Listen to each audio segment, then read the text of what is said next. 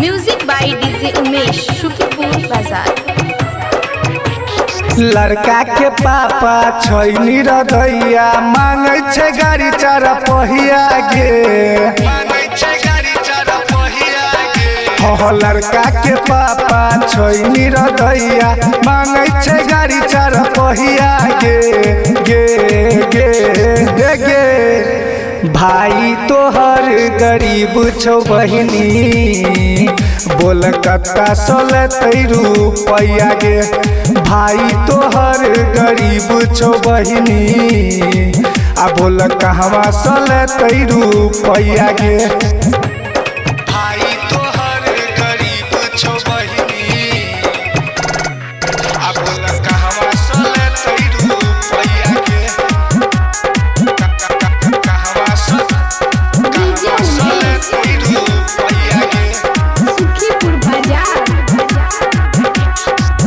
चार लाख मांगे छे कोई 5 लाख मांगे छै। दहेज के चलते गे बहिनी आँख हमर कानै छै। हे गे 4 लाख मांगे छे कोई 5 लाख मांगे छै। दहेज के चलते गे बहिनी आँख हमर कानै छै। हमरो दूरा पे एतै बाराती, सपना ई मन में सजौने छी गे गे हे गे। भाई तोहर गरीब छौ बहिनी, आ बोलना कहवा सोलतै रुपैया गे। भाई तोहर गरीब छौ बहिनी, आ बोल कत्ता सोलतै रुपैया गे। भाई तोहर गरीब छौ बहिनी,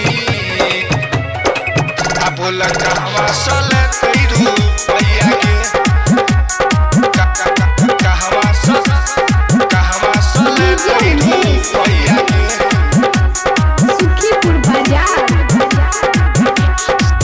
लड़का के पापा के बहिनी बुझे नहीं छै दुख गे। लड़को खोजे छै के बहिनी 4 चक्का के सुख गे।